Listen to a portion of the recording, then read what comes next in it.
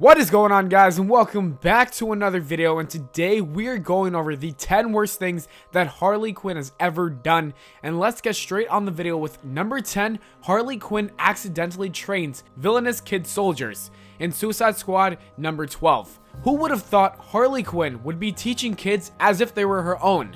While being held captive herself, Harley almost does something downright good by saving a group of child prisoners who were in training to become lethal enemy soldiers. However, rather than saving them from their inescapable fates, the clown princess actually ends up being a worse influence and guides them to escape. They maul and slash through the guards, thus making Harley Quinn and the newly formed kid evil soldiers set for freedom. Whoops, she unknowingly completed what the enemy set out to do. Number 8, Harley Quinn kidnaps a family before joining the Joker to form the arguably most famous villain duo. She worked as a psychiatrist. Ironic, isn't it? Well, the story takes place at a nursing home where she gets inspired to kidnap one patient's family. It appeared as if the patient's family neglected the woman, which led to her being alone all the time. She had a revenge scheme in plan, but only then she learned that family members were indeed visiting the patient regularly. The elderly woman somehow suffered from more severe dementia than she knew. No big deal, just a kidnapping misunderstanding. Number 8, Harley Quinn throws the Joker's daughter, Duela Dent, into traffic. Suicide Squad Volume 1, Number 3. Okay, so Duela is not actually the Joker's daughter, but still. She was actually Two-Face's daughter, but since she admired Mr. J as a father figure, and probably because she was at a younger age, there was most likely always extreme tension between her and Joker's right-hand woman. In Suicide Squad Volume 1, Number 3, the two try to work things out, only to get into a heated argument almost immediately. Joker's figurative daughter bodily claims that she is a more perfect version of Harley, which obviously isn't something Harley's going to take kindly to. Moments later, Duela gets swiftly kicked into busy traffic due to the temper and insanity of Harley Quinn.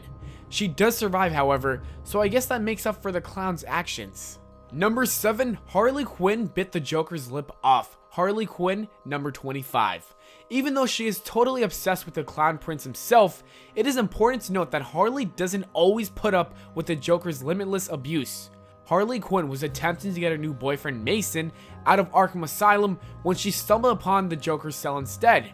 After he attempts to dominate, manipulate, and kiss her, she immediately lashes out and chews off a chunk of his bottom lip. Surprisingly, the Joker wasn't into it. In the same argument, she also threatens him with a gun to the head, and that is a prime reason why their relationship is definitely not the best role model in the DC universe, but it is a reason why they are an all-time fan favorite. Number 6, Harley Quinn helps create Joker Boy in Batman Beyond: Return of the Joker. In this storyline, it is Harley Quinn who does a lot of the dirty work, where she personally kidnaps the new Robin, Tim Drake, and with the help of the Joker, they both hold Batman's sidekick captive, brainwashing him to turn into an evil miniature Joker Boy. The 3 weeks of brainwashing, drugging, and mutilation that takes place over this graphic transformation makes it one of the most sadistic things she's ever done, at least as far as we know currently. The scene itself originally faced censorship for its suggestive adult theme. It is really grueling to see the Caped Crusader's second half go through this insane process. Number 5, Harley Quinn distributes lethal explosive video games to kids. It seems like Harley has her chances to actually do the good thing, but more or less, she always chooses the insane route. There was an original plan to activate deadly exploding video games that have been given away to children and adults across Gotham City. She nearly has a change of heart and decides not to carry out with the plan, and it seems like she actually does have some morals. But she's totally alone without the Joker or the Suicide Squad, and because of this, there is really no purpose for her unless she fulfills this psychotic role that she is perfect in. In the end, a very depressed sounding Harley gives the go-ahead to kill dozens of children across the city. Seeing her do this gives the audience what kind of ordeal goes through her mind when committing such horrible acts. Number 4, getting banned from hell. Harley Quinn, number 20 to 22. It's obvious that she has a one-way ticket to hell, but is it really surprising that Harley Quinn is too insane to live in hell? Once she arrives, she gives her host a horrible time.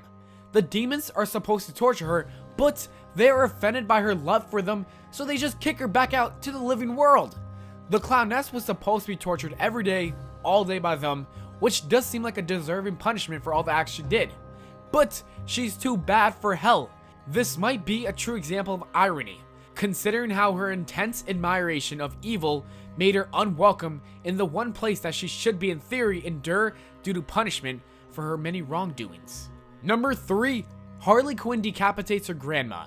Gods and Monsters miniseries. A little bit of a backstory here. Harley Quinn is an absolute serial killer. She gathers a ton of dead bodies and assigns each one of them as a family member. And even calling it bodies is not even true. She has gathered dead body parts, which she stores in her abandoned warehouse. Just this alone makes her character so disturbing and corrupt. In the final scene of this animated episode, Harley cuts off the head of her grandma with a chainsaw. Super creepy, but even weirder, in this version, the Batman is a vampire and comes to stop Harley Quinn by draining her blood. Even weirder, guys, even weirder. Number 2, Harley Quinn puts the Joker's face on Deadshot, Suicide Squad number 7. After the Joker ditches his face to stay anonymous and leaves town, Harley is so upset that she goes out and purposefully gets arrested in order to retrieve the face which belongs to the police department at the time. This doesn't seem that abnormal for the clown's distraught lover, but there's more. As if that isn't a twisted enough tale, she then ends up placing the face skin onto a restrained Deadshot and climbing on top of him seductively.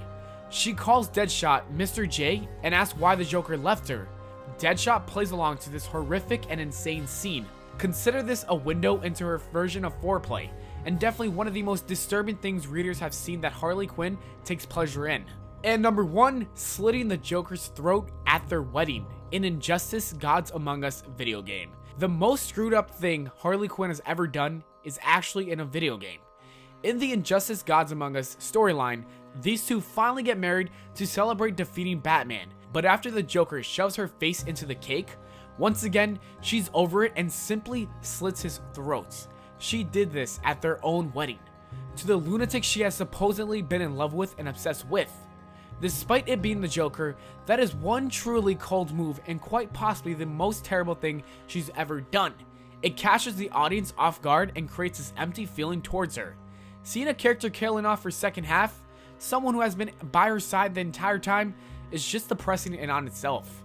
And that is it for the video, guys. As always, we hope you enjoyed. If you did, don't forget to leave a like and subscribe for more. Make sure to follow me on Twitter at Valmplana, and I'll see you all later.